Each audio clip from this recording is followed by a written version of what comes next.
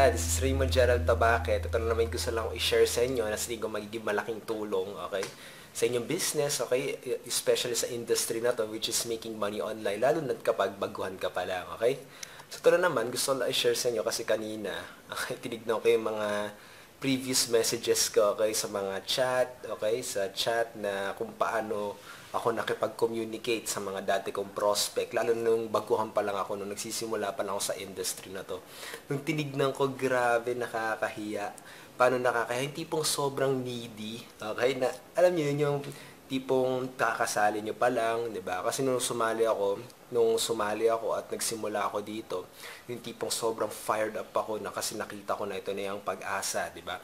Tapos yung nangyari dito, after kong sumali, after ko bumili ng products, okay, talagang agad ako. Okay, shinare ko agad, 'di ba? Na hindi ko alam kung anong ginagawa ko. Okay, which means katulad, hi friend, yung ganito. Hi friend, baka gusto mo na extra income, click this link, okay? Yung mga ganun, mga please contact me yung pa, 'di ba? Please contact me kung gusto mo, kung ayaw mo naman, okay lang. 'Di ba? Parang the whole psychology, okay? The whole psychology is weak, okay? Napakahina, okay? Which means napaka-needy. At yun na nga, at kapag nagkaroon ka ng ganitong klaseng mindset, okay, nagkaroon ka ng ganitong klaseng approach, lalayuan at lalayuan ka talaga ng prospect mo. Alam mo anong ginawa nila sa akin? Wala. Okay? Scene zone. Sabi nga, di ba? Scene zone. So, yun yung nangyari sa akin. So, ito lang naman, gusto ko lang i-share sa inyo kung paano ako nagkaroon ng mga first sale, okay? Kasi after ilang months naman, okay, nagkaroon na ako ng ilang sale. Pero yun na nga, nag-training talaga ako at inaral ko yung solusyon, okay? So, yung pala, ang dapat nyo palang gawin dito para ikaw ay magkaroon ng interesado yung tao, okay? Kasi kung titignan mo naman, 'di ba, kung gusto naman extra income, everybody loves that, 'di ba?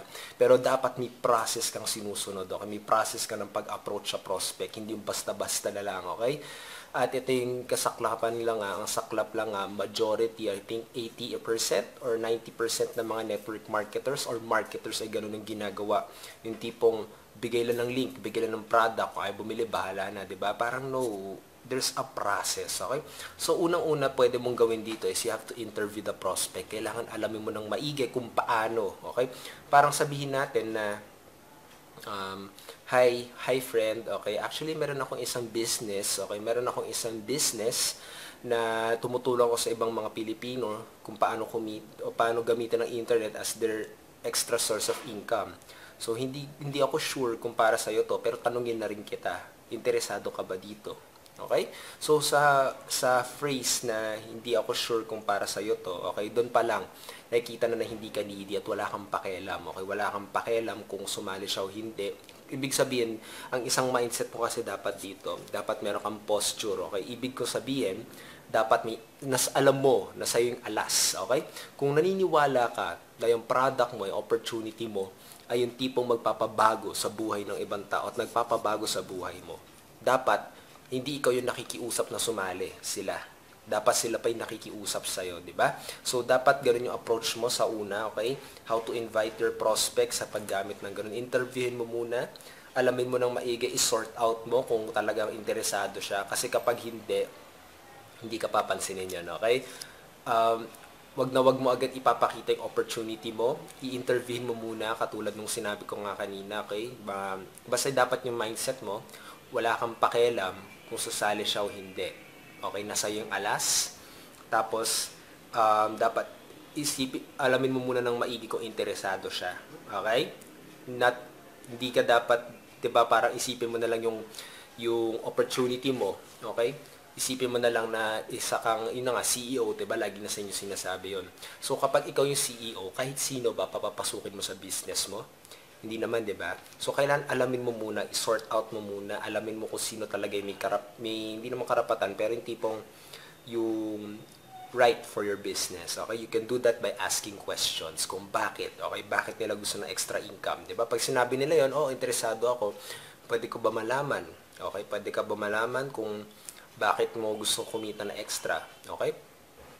Kung kung medyo ayaw pa niya sabihin, dapat alamin mo na maigi kung bakit. Kasi yun yung tipong yun yung malalaman mo kung talagang interesado, titignan niya yung opportunity mo, okay? So, yan yung isang strategy na pwede mong gawin para tipong hindi ka ma-scene zone o kaya hindi papansinin, okay?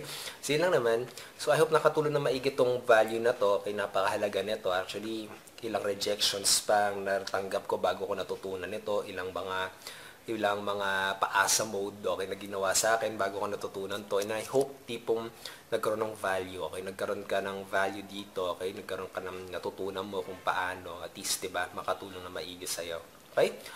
So, once again, this is Raymond Gerald Tabaque. You can click the subscribe button below. Okay, subscribe to my YouTube channel. Kung meron na pa akong maiisip na idea, pwede ko i-share sa inyo.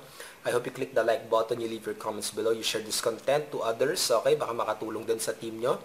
Okay, you can also add me in my Facebook account, Raymond Gerald Tabaque. I-type mo na lang doon. At i-add mo ko, i-message mo ko, tulungan tayo kung paano natin gagawin ang negosyo natin, okay?